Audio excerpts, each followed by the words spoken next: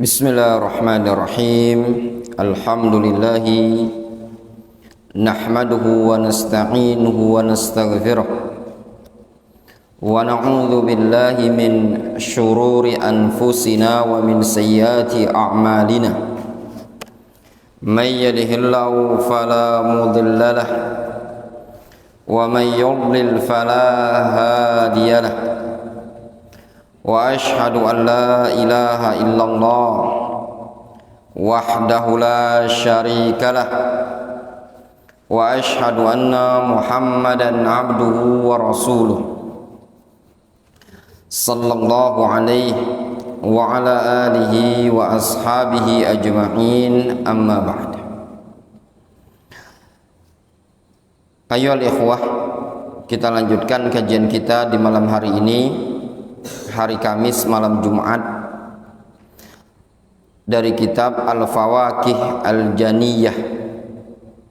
Al-Fawaqih Al-Janiyah minal atharis salafiyah, yang ditulis oleh Syekh Abu Ibrahim Muhammad Ibnu Mani' hafizahullah ta'ala. Kita masuk pada bab yang disebutkan di buku ini di halaman 14, bab ar-rihla fi talabil ilmi. Bab rihla dalam mencari ilmu. Rihla dalam mencari ilmu merupakan sunnatus salaf, sunnahnya para salaf. Al-Imam Al-Khatib Al-Baghdadi rahimahullah ta'ala punya buku dalam bab ini, judulnya Kitab Ar-Rihla fi Talabil Hadith. Kitab Ar-Rihla fi Talabil Hadith. Apa itu rihlah? Rihlah itu seseorang melakukan perjalanan yang jauh dalam rangka mencari ilmu. Dulu di kalangan salaf, rihla dalam rangka mencari ilmu merupakan sesuatu kebanggaan di kalangan mereka.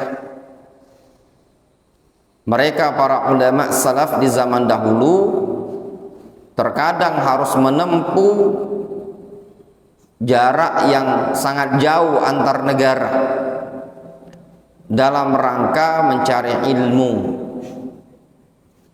Yang demikian ini dilakukan juga oleh para sahabat.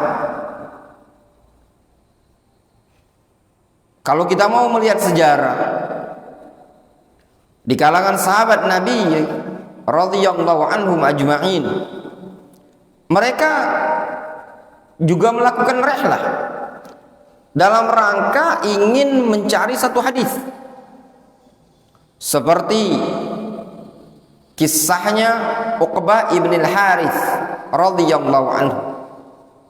Beliau safar dari kota Mekah ke kota Madinah. Bukan jarak yang singkat, bukan dekat Mekah Madinah itu. Jaraknya lebih dari 400 km. Perjalanan di zaman dahulu bukan segampang seperti sekarang menggunakan bus atau kereta cepat. Paling tidak secepat-cepat kendaraan menggunakan onta atau keledai, atau bahkan terkadang mereka berjalan kaki dari kota Mekah ke Madinah.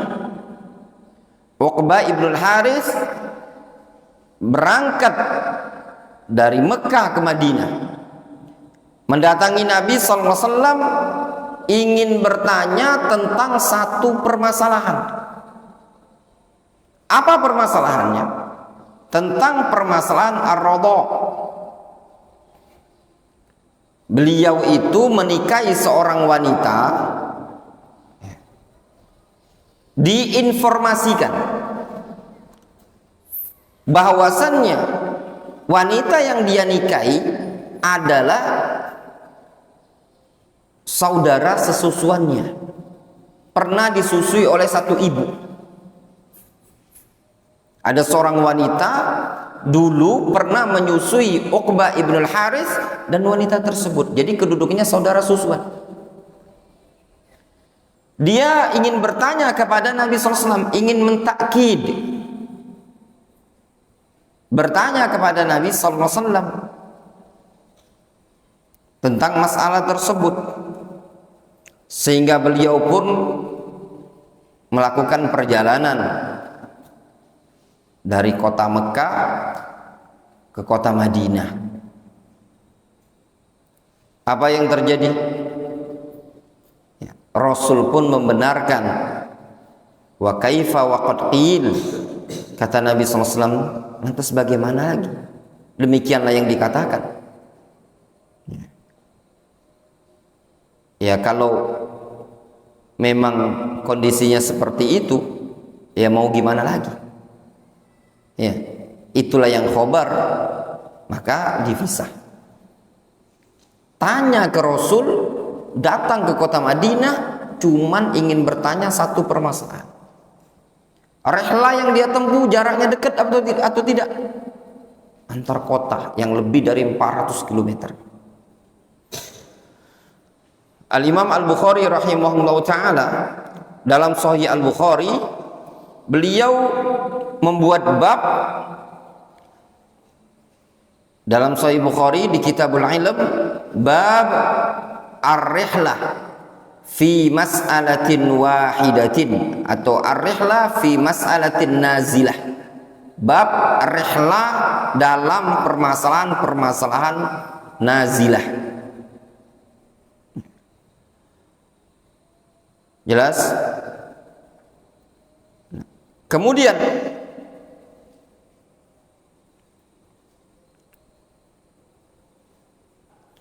juga pernah dialami sahabat yang mulia Jabir ibnu Abdullah Al-Ansari radhiyallahu anhu.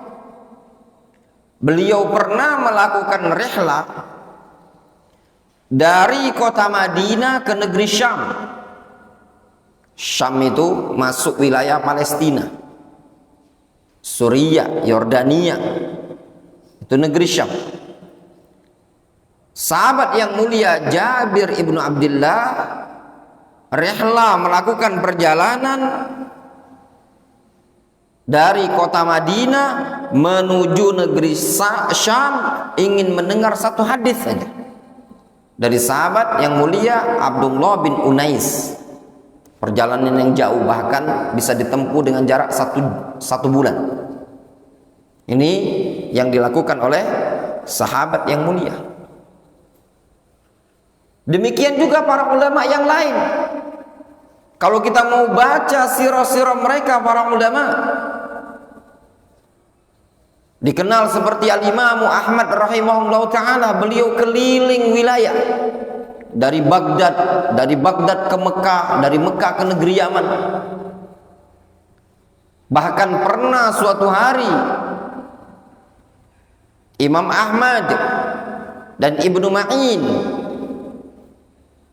beberapa temannya, ketika itu ada niat ingin berangkat ke negeri Yaman, ingin rihlah ke majelisnya Al-Imam Abdul Razak As-San'ani.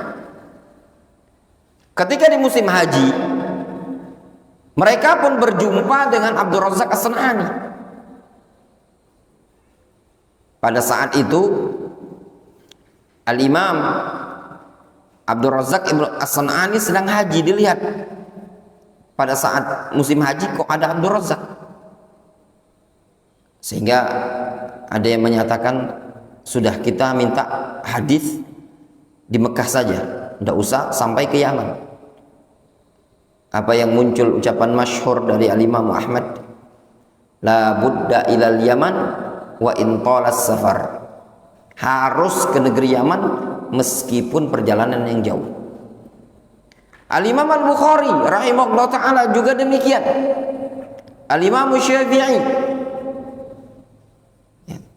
bahkan di antara mereka ya ikhwah, ada yang sampai meninggalkan anak dan istrinya dalam rangka ingin rihlah thalabul ilmi di sisi Imam Malik. Berangkat dari kota negara Mesir datang ke Madinah ingin bermajlis dengan Imam Malik. Siapa itu? Ibnu Qasim. Ya. Sampai beliau menjadi alim besar, termasuk murid dari murid Imam Malik rahimahullah ta'ala. Sehingga rihlah tersebut dalam mencari ilmu merupakan sunnahnya para salaf. Al-Imam Ibnu Manda rahimahullah ta'ala, beliau menyebutkan tuftul masyriq wal maghrib, aku keliling ya, timur dan barat. Luar biasa, muter cari hadis, cari ilmu. Disebutkan dalam biografi beliau, beliau mencari ilmu keluar rihlah pada umur 20 tahun. Umur antum berapa? Ya, berapa Rio? Hah? 23. Itu pun dari Pak Jo ke Lebung Gajah. Ya. Beliau pulang kampung umur berapa? Disebutkan pulang kampung, pulang dari rihlah tadi umur beliau khamsa wa sittuna sanah, 65 tahun. Summa tazawwaja faruziqa lahul aulad.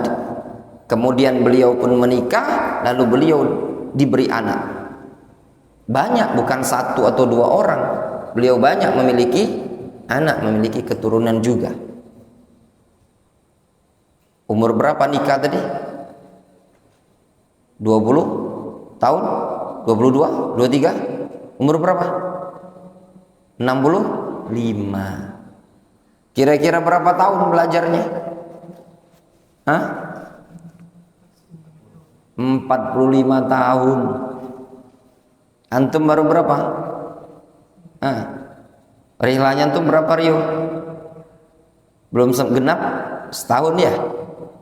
Kemagetan belum sampai setahun ya? Setahun? Ya setahun, baru setahun. Ya enggak? Nah itu tadi ya, jadi seseorang itu perlu melakukan rihlah dalam menuntut ilmu. Adakah contohnya? Ada contoh yang telah melakukan rihlah dalam menuntut ilmu. Kita baca. Qala Az-Zujjaj. Az-Zujjaj di sini namanya adalah Ibrahim ibnu Muhammad ibnu Sari. Qala Az-Zujjaj, beliau ahli tafsir. Kama fi Fathul Qadir, sebagaimana disebutkan dalam kitab Fathul Qadir. Fathul Qadir ini tafsir karya Al-Imam Asy-Syaukani. Ya, tafsir karya Al-Imam Asy-Syaukani.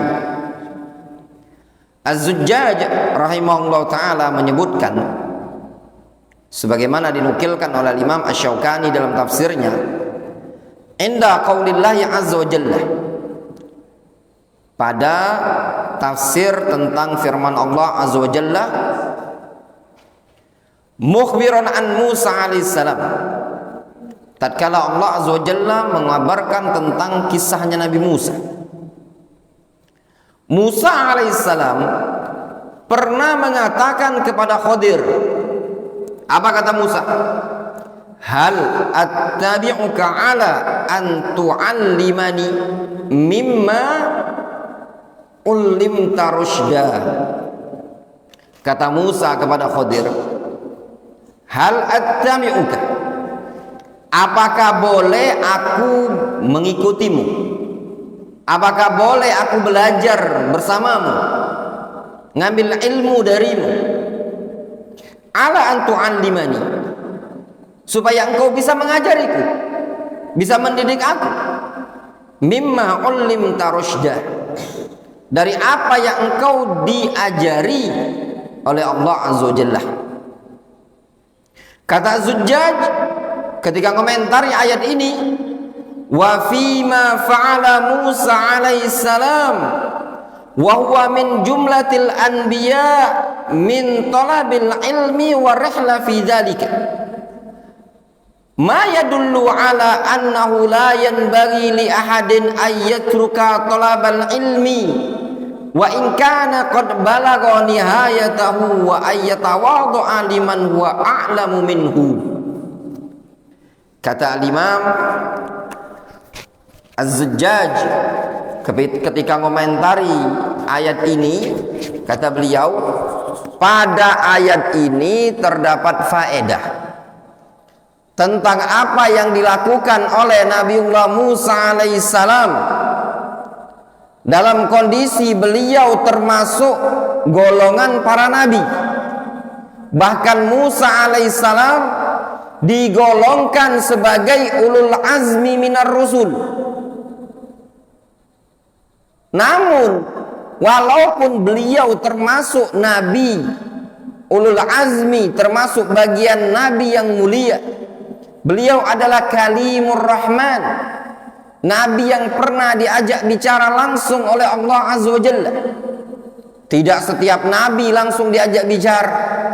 Hanya ada 3 nabi, yaitu Nabiullah Adam alaihissalam, Nabiullah Musa alaihissalam, dan juga Nabi kita Muhammad sallallahu alaihi wasallam. Hanya 3 nabi saja.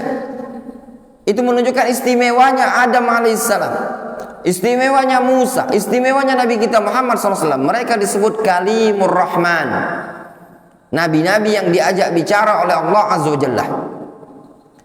Musa alaihissalam termasuk golongan para nabi, bahkan termasuk dari golongan ulul azmi minar rusul.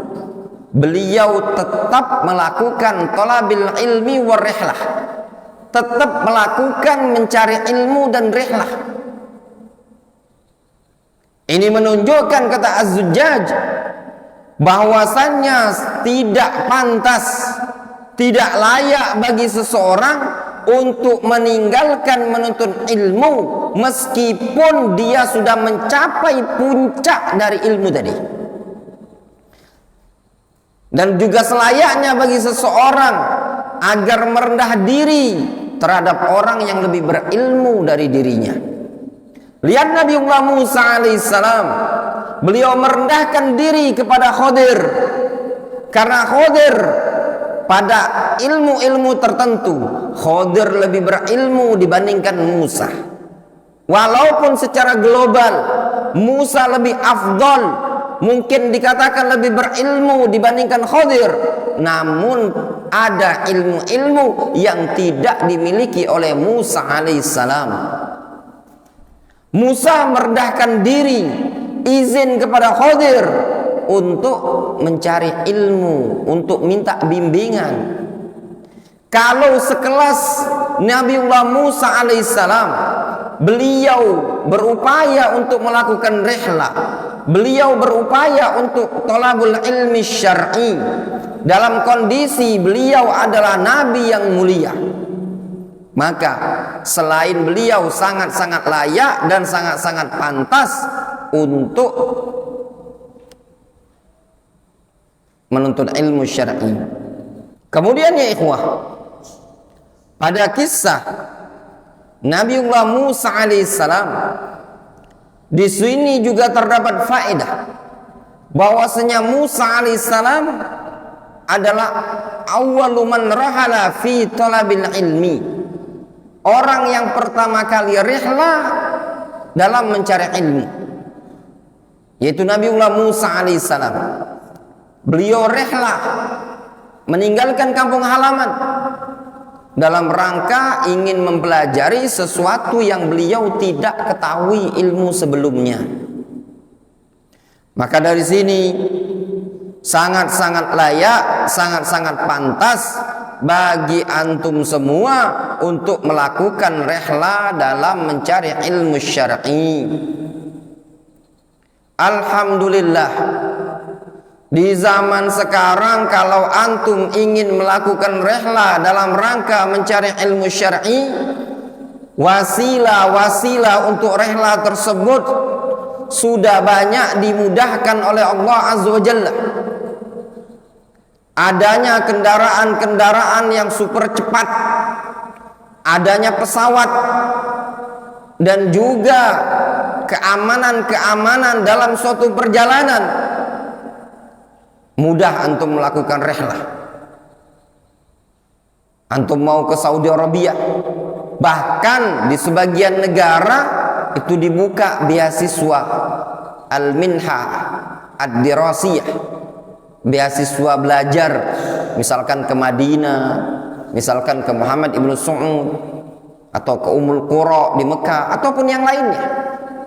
Atau mungkin antum juga bisa rihlah ke negeri Biladul Yaman, Diyarul Yamaniyah,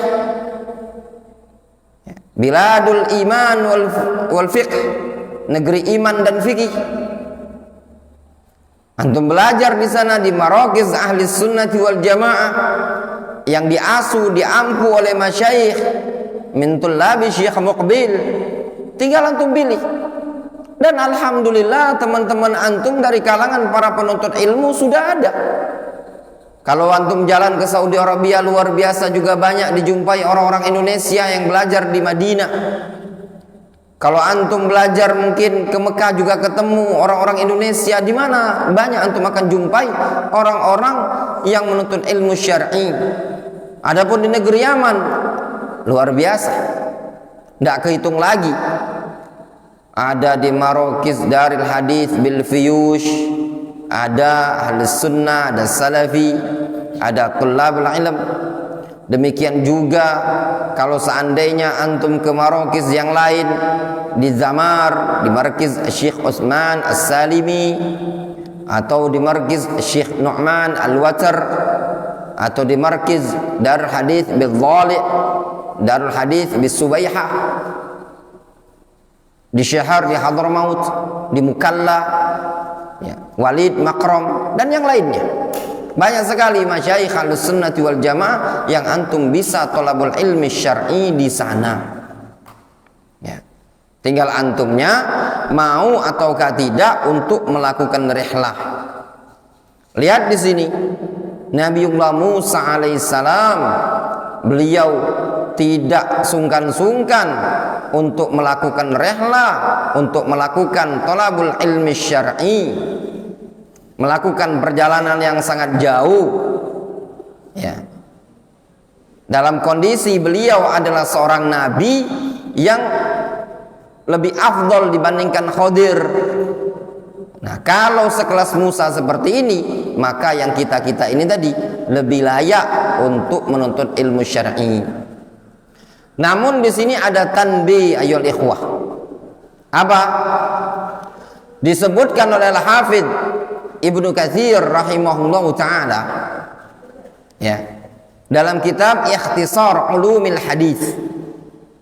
Al-Hafidz Ibnu Katsir, beliau menyebutkan dalam kitab Ikhtisar Ulumil Hadis bahwasannya seseorang jangan dulu melakukan rihlah dalam mencari ilmu sampai dia yastau'ib, mengambil banyak riwayat-riwayat dari ulama ahlul balad di tempat dia tinggal tadi.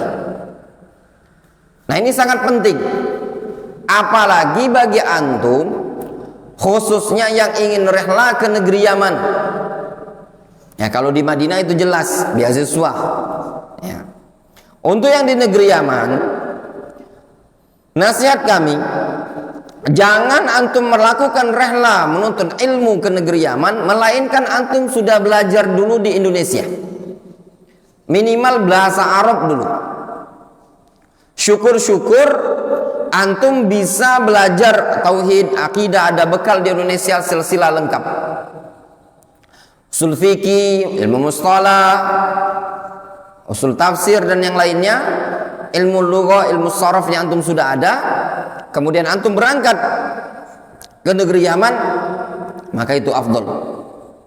Namun kalau antum di Indonesianya masih terbata-bata, langsung buru-buru, itu nanti berdampak di sananya antum tidak maksimal belajar. Justru antum harus ngulang pelajaran, harus belajar dari nol, dari orang-orang yang senior duluan di sana. Karena ketika belajar di majelisnya mereka para ulama, di sana diajarkan bahasa Arab. ya, bukan menggunakan bahasa Indonesia. Sehingga kalau antumnya tidak ngerti bahasa Arab, berdampak susah memahami kalamnya masyayikh. Jelas? Nah, itu tadi. Kemudian kita lanjutkan. Qala al-muallif bab ikhlasun niyyah fi talabil ilmi. Bab mengikhlaskan niat dalam mencari ilmu.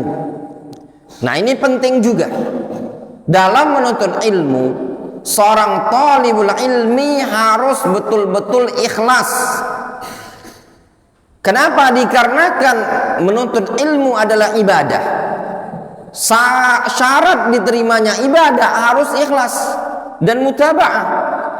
Kalau antum menuntut ilmu tidak ikhlas dan tidak melatih untuk ikhlas, terkadang akan muncul rasa jenuh dalam menuntut ilmu syar'i. Akan bosan. Tapi ketika antum ikhlas, seberapa lama antum berada di pondok pesantren, maka akan timbul rasa semangat. Tidak ada beban dalam menuntut ilmu tadi. Apapun rintangan-rintangan yang antum hadapi dalam menuntut ilmu, itu semua akan bisa dilalui dengan mudah tatkala dilakukan dengan ikhlas.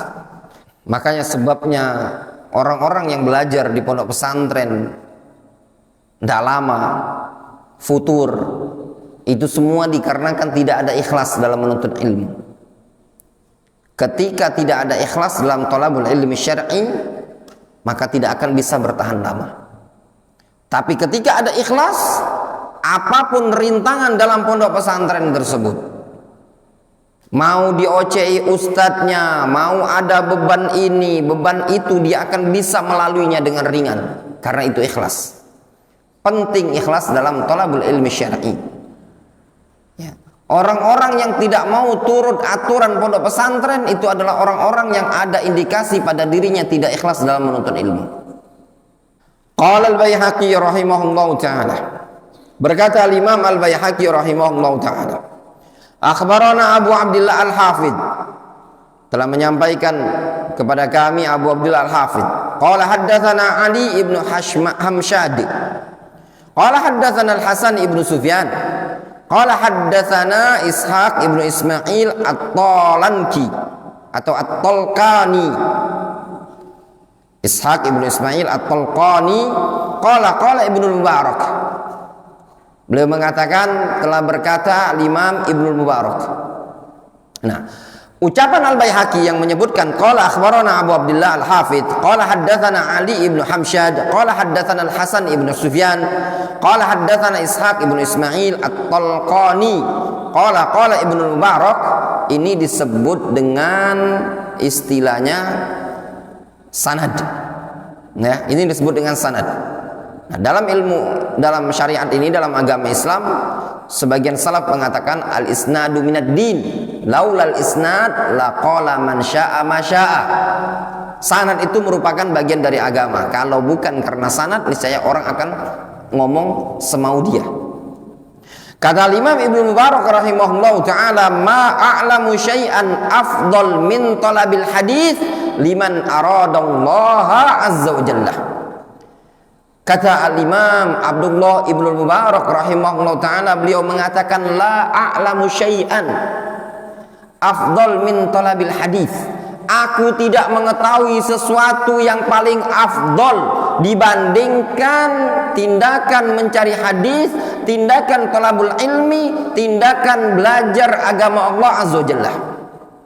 Bagi orang yang menginginkan Allah azza jalla, bagi orang yang ikhlas. Ini pernyataan tegas dari Al-Imam Ibnu Mubarak, menunjukkan amalan yang paling afdal adalah talabul ilmi syar'i. Al-Imam Ahmad rahimahullah ta'ala, beliau mengatakan al-ilmu la ya'diluhu syai'un liman sahhat niyatuhu. Ilmu itu tidak bisa ditandingi dengan sesuatu apapun bagi orang yang bagus bagi orang yang tulus ikhlas niatnya. Lihat Al-Imam Ahmad, beliau mengatakan al-ilmu la ya'diluhu syai'un. Ilmu itu tidak bisa ditandingi dengan apapun. Syai' nakirah, umum, mencakup apapun. Mau kedudukan, mau jabatan, mau harta, tidak bisa menandingi ilmu. Karena ilmu sesuatu yang paling istimewa bagi orang yang niatnya betul-betul ikhlas karena Allah Azza wa Jalla. Ilmu jauh lebih afdal dibandingkan harta. Kata Ali bin Abi Thalib radhiyallahu anhu mengatakan kepada Kumail ibnu Ziyad, "Ya Kumail, al-ilmu yahrusuka wal mal tahrusuhu." Ilmu itu yang menjaga engkau, sedangkan harta engkau perlu menjaganya. Harta kalau tidak dijaga dicuri orang. Tapi ilmu yang akan menjaga kita, yang menyelamatkan kita untuk tidak bisa terjatuh pada kemaksiatan atau perbuatan dosa. Wa qala rahimahullah ta'ala, juga beliau rahimahullah menyatakan, siapa ini? Al-Baihaqi. Kata Imam Al-Baihaqi rahimahullah, akhbarana Abul Husain ibn al-Fadl al-Qattan qala anba'ana Ismail ibnu Muhammad as-Saffar qala haddatsana Ja'far ibnu Muhammad ibni Syakir qala haddatsana Abu Muawiyah al-Ghalabi qala haddatsani Waqi' ibnu al-Jarrah qala sami'tu Sufyan ats-Tsauri. Kata Waqi' ibnu al-Jarrah, aku mendengar Sufyan ats-Tsauri pernah berkata, Sami'tu Sufyan ats-Tsauri yaqul la a'lamu syai'an minal a'mali afdala minal ilmi awil hadis liman hasunat fihi niyatuhu. Kata Sufyan ats-Tsauri, aku tidak mengetahui sesuatu minal a'mal dari suatu amalan-amalan yang ada ini yang lebih afdol dibandingkan ilmu atau hadis bagi orang yang bagus niatnya. Kata Sufyan ats-Tsauri, la a'lamu syai'an minal a'mali afdala minal ilmi wal hadis liman hasunat fihi niyatuhu. Aku tidak mengetahui sesuatu yang paling afdol dibandingkan menuntut ilmu, dibandingkan mencari hadis bagi orang yang niatnya bagus. Ini menunjukkan apa? Menunjukkan niat yang ikhlas, niat yang bagus, niat yang tulus punya pengaruh besar dalam menuntut ilmu. Antum menuntut ilmu syar'i akan mulia, akan tinggi kedudukan kalau antum ikhlas dalam mencari ilmu tadi. Betul-betul antum tulus mengharapkan wajah Allah dan antum yakini adalah ibadah. Bagaimana orang yang ikhlas dalam menuntut ilmu? Suatu ucapan yang masyhur di kalangan para ulama, tatkala antanwiya raf'al jahli an nafsika wa an ghairik, yaitu tatkala engkau niatkan untuk mengangkat kebodohan dari dirimu dan dari diri orang lain. Antum niatkan ketika belajar untuk mengangkat kebodohan dari diri antum dan dari orang lain. Itu yang antum niatkan. Wa qala rahimahullah, berkata al-Imam Al-Baihaqi lagi, akhbarana Abu Abdillah Al-Hafidh qala haddatsana Bukair ibn al-Haddad as-Sufi bi Makkah qala haddatsana Abu Umar Muhammad ibn al-Fadl ibn Salamah qala haddatsana Sa'ad ibn Zunbur qala sami'tu Fudail ibn Iyad yaqul. Kata Sa'ad ibn Zunbur, beliau mengatakan, aku pernah mendengar Fudail bin Iyad, beliau pernah mengatakan, Innallaha ta'ala la yaqbalu minal amali illa ma kana lahu khalisan wa la yaqbalahu idza kana khalisan lahu illa ala sunnah. Kata Fudail ibn Iyad rahimahullah ta'ala, sesungguhnya Allah tidak akan menerima suatu amalan melainkan apabila amalan tersebut ikhlas karena Allah Azza wa Jalla. Dan Allah tidak akan menerima amalan yang ikhlas tersebut melainkan apabila amalan tadi di atas sunnah. Itu adalah makna ucapan Fudail bin Iyad, akhlasuha wa aswabuha. Amalan yang diterima oleh Allah adalah amalan yang paling ikhlas dan yang paling aswab idza kana muwafiqan lis sunnah. Apabila amalan tadi mencocoki sunnah maka dikatakan amalan yang shawab. Wadihun jiddan. Ini juga dengan tegas nukilan dari 3 ulama di zaman dahulu, Al-Imam Abdullah ibn Mubarak, Sufyan Ats-Tsauri, dan juga Fudail ibn Iyad, bahwasannya menuntut ilmu dengan ikhlas itu tidak ada tandingannya sama sekali. Makanya antum dalam menuntut ilmu harus ya ikhlas. Jaga niatnya antum. Ya, upayakan untuk senantiasa ikhlas. Ya. Jelas ya ikhwan? Nah, jelas sekali. Ya. Maka 2 poin ini tadi ya ikhwan sangat-sangat perlu antum perhatikan. Yang pertama yaitu rehla dalam mencari ilmu.